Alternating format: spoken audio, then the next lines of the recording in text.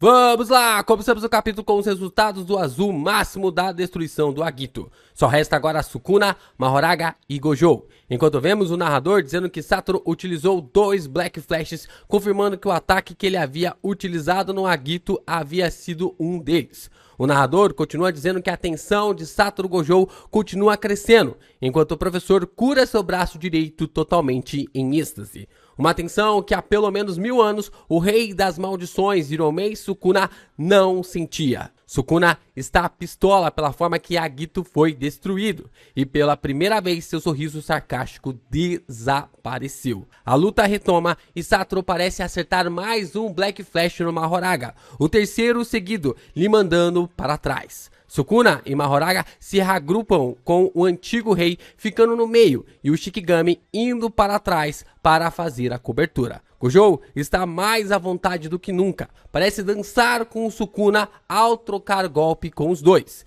Ele se envolve nos braços de Hiromei e lhe joga com tudo para Mahoraga. Mahoraga agarra Sukuna como se fosse um bebê, em que o pai acabou de impedir que a criança caísse do berço. E a humilhação não para por aí. O quarto Black Flash vem igualando o recorde de Nanami. E Sukuna só não é pego porque Mahoraga agarra Ryomen como uma criança e lhe defende como um escudo. O Shikigami atravessa várias paredes e entra dentro de um prédio, deixando Sukuna completamente encurralado. O jogo de gato e rato finalmente virou. Sukuna está em uma situação desesperadora e delicada, e Satoru Gojo não terá pena.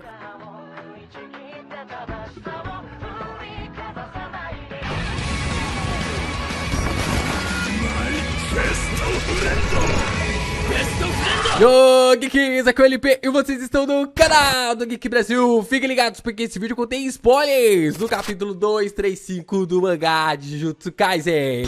Sim, pessoal, que capítulo foi esse? Que capítulo foi esse? Caraca, tem muita coisa interessante pra gente comentar, muita coisa bacana pra gente falar. Eu vou deixar só uns recadinhos aqui pra vocês acompanharem a versão oficial desse capítulo, porque também pode ter algumas confusões. Então, domingo às 4 horas de Portugal, então deve ser meio-dia no Brasil, você pode acompanhar a versão oficial, leia a versão oficial pra que tudo fique sanado, suas dúvidas fiquem sanadas por este capítulo. E é claro, né, se você chegou por aqui, já deixa seu like, se inscreve aqui no canal, ajuda a gente a continuar crescendo cada vez mais aqui na plataforma, compartilhando os nossos vídeos. E você também pode se inscrever lá no Vida de Geek. Clica aqui embaixo, clica na descrição que você vai lá pro nosso canal de gameplay, séries, outros animes que às vezes não dá tempo de trazer aqui, você pode se inscrever lá no Vida de Geek. Voltamos com o Satoru se preparando para outro ataque. Ele começa a fortalecer seu poder com encantamentos, dizendo Fase, Haramitsu e Pilar de Luz. Vemos um olhar totalmente centrado do professor para cima do Sukuna e sabemos que vem pedrada por aí. Então, o narrador começa a nos dizer que antes da ativação de qualquer feitiço, a energia amaldiçoada irradia do feiticeiro. Antes de técnicas como a expansão de domínio, a ativação de um feitiço preciso, entre outros de grande escala, sempre existe uma origem para que esse poder seja criado. Até mesmo Satoru Gojo, com sua eficiência imensa em controlar sua energia amaldiçoada, não é uma exceção. Especialmente quando se trata da execução de técnicas como o roxo, não tem como esconder a origem disso. Dessa forma, com base nas palavras faladas por Satoru Gojo e pelo nível de energia amaldiçoada, Sukuna encontrou a origem do poder do professor. Assim, concluiu que a técnica que estava sendo criada na frente dos seus olhos seria o vermelho. Essa determinação veio através de um pensamento de Ryomen sobre como o feitiço estaria sendo recebido e sua aplicação à adaptação para reforçá-lo.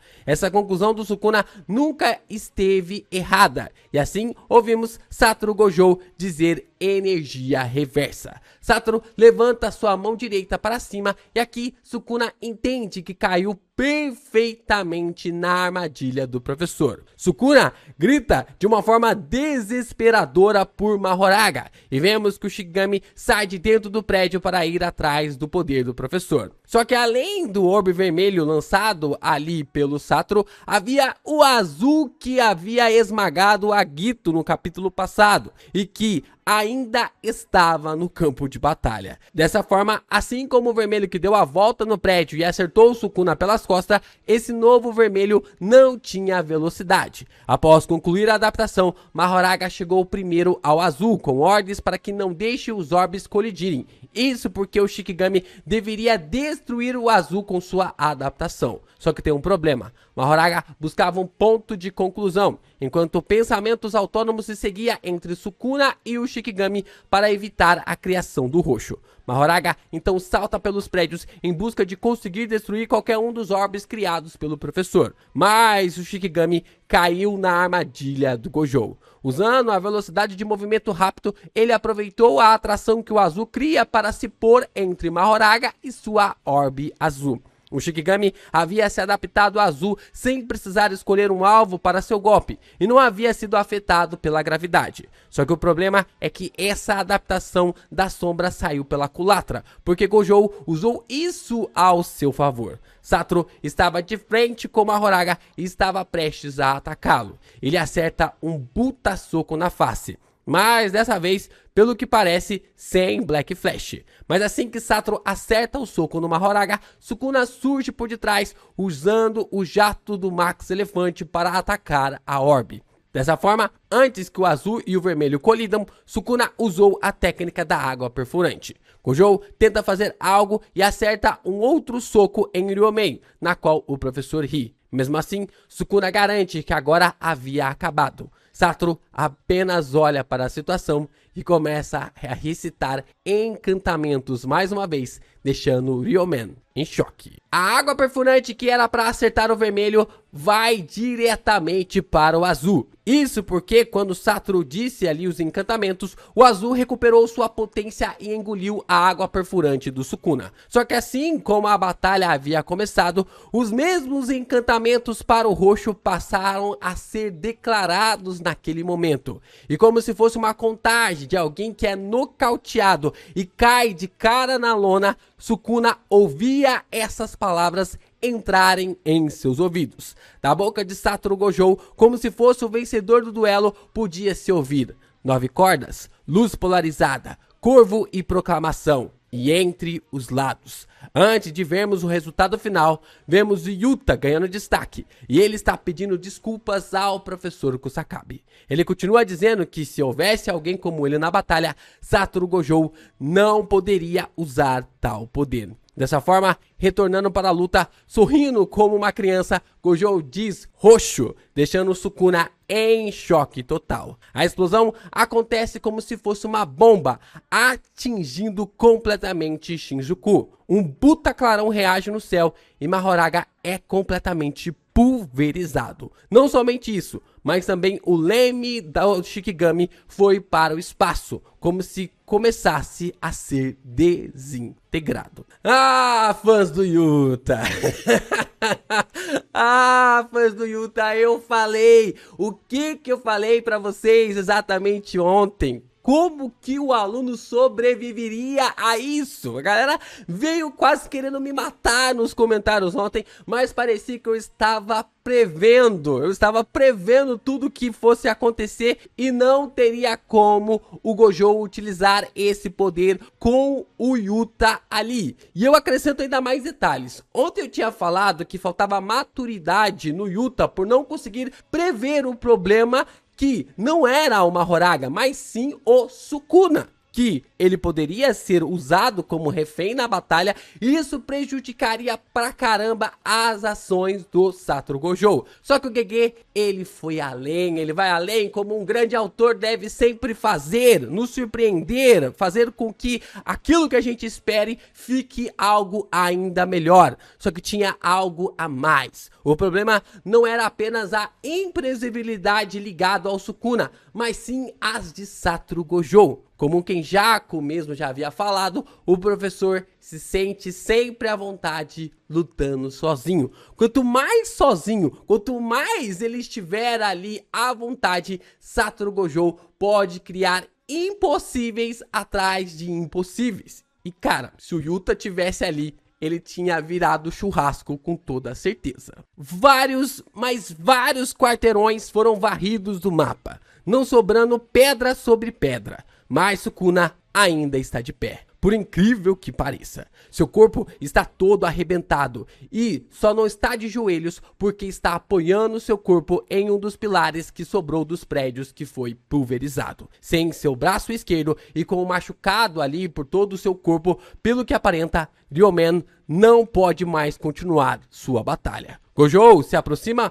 falando que esse ataque do roxo ilimitado não poupou nem mesmo o usuário da própria técnica. Mas Satoru brinca, dizendo que, considerando tudo isso, a diferença de danos entre os dois é algo notável. Ele questiona ao Sukuna se acabou levando o dano da própria técnica por causa da energia amaldiçoada enorme do poder. Mas isso não importa. No final, tudo deu certo, porque o roxo ilimitado foi bem executado. Mesmo que tenha sido de improviso, ele ri, dizendo que havia sido sua primeira explosão de autodestruição. Vemos que o roxo ilimitado não poupou nem mesmo Gojo, onde seu rosto e ombro esquerdo foram completamente queimados. Kusakabe está encantado com o professor. Ele diz que o Black Flash ajudou o Gojo a recuperar sua técnica e a conseguir usar a energia reversa. A cura do Sukuna foi muito lenta, e assim que perdeu o Mahoraga, começou a ser danificado ao ponto de nem mesmo conseguir defender com seus próprios braços. Kusakabe está maravilhado. Como Satoru poderia ter feito algo com tanta maestria, sendo a primeira vez que ele estava utilizando o roxo dessa forma. Itadori está em choque. As únicas palavras que o prota consegue dizer é que a luta acabou e que a vitória é de Satoru Gojo. Caraca, que vitória! Que vitória de Satoru Gojo, né? Uma vitória moral e ainda por cima vencedor, né? Ali, vencedor! Ele é uma máquina! Gojo atropelou o Sukuna nesse último capítulo. Cara, não deu pra fazer nada, não dava pra fazer nada. O Sukuna tava completamente inutilizado e durante todos os capítulos o Gojo foi criando peça por peça. Ele foi subindo degrau por degrau pra conseguir ultrapassar essa barreira chamada Ryomen Sukuna. Cara, não é à toa que agora a gente pode chamar ele do feiticeiro mais forte de todos os tempos. O que o Gojo fez aqui é algo inacreditável, é maluquice. A forma como ele consegue pensar em todos os aspectos, usar o Black Flash para conseguir ganhar tempo, para poder reutilizar a energia amaldiçoada, para poder realmente criar a energia reversa, para ficar aplicando e ao mesmo tempo estar lutando contra o Sukuna, estar lutando ali contra a Gita, estar lutando ali com o Mahoraga e ao mesmo tempo estar controlando o percurso na qual os seus orbes estavam rodeando, né? Na qual o azul esteve rodeando por todo o caminho.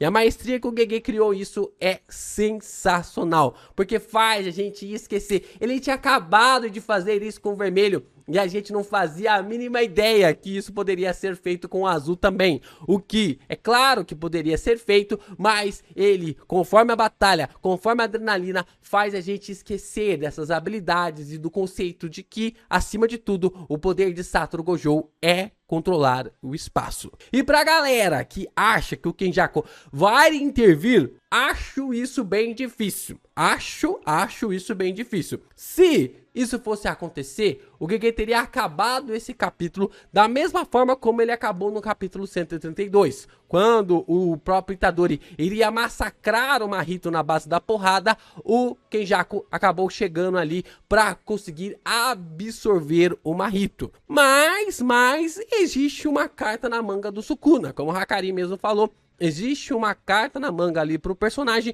e nós ainda não sabemos do que se trata. Uraomi, ela tá por aí, né? Agora, como ela tá? Se ela tá bem, se ela tá viva, se ela tá faltando aí uns braços, umas pernas, aí nós não sabemos, né? Foram 2 roxos jogados ali no cenário da batalha, né? O primeiro roxo com 200%, se ela conseguiu sair bem daquilo, porque eu garanto pra você que o Sukuna não defendeu a personagem ali, né? O personagem ali. Então, é um bem condizente de pensar que ela deve estar bem ferida no conceito, né? De não conseguir interferir. E agora também o segundo roxo de uma forma muito maluca. Eu não acredito que ela tenha sido afetada assim de uma forma muito impactante, ou pelo menos com o tempo da batalha, com o tempo do percurso, ela já conseguiu se curar. Mas que ela está em maus lençóis, isso com certeza. Mas eu ainda espero um flashback do Sukuna no próximo capítulo, né? Tem que ter algo ali, pelo menos para essa batalha, pra gente saber um pouquinho mais sobre o personagem, explicando por que ele não sentia o que sentiu nesse capítulo há pelo menos 1000 anos. Quem foi essa pessoa que fez ele sentir a mesma aura, o mesmo sentimento que ele sentiu, a mesma tensão que ele sentiu juntamente com o Satoru Gojo? Era algo realmente focado na Era Heian, então é algo que pode ser colocado também no flashback do personagem. Então eu espero que no próximo capítulo a gente tenha ali um contexto e uma colocação sobre o flashback dele. Vai saber, né? O Gege é muito imprevisível, não dá pra saber. No próximo capítulo o Gojo simplesmente pode eliminar ali o Sukuna, ter toda a treta relacionada ali ao Megumi e ter a recuperação do corpo, mas pode ser que também role o flashback e eu esperaria que isso acontecesse. Ainda tem a carta na manga do Sukuna, que é extremamente importante pra gente frisar. Sobe a mensagem do editor dizendo que nas ruas de Shinjuku estava gravado quem era o feiticeiro mais forte. E assim o capítulo termina nos informando que infelizmente não teremos continuação na semana que vem.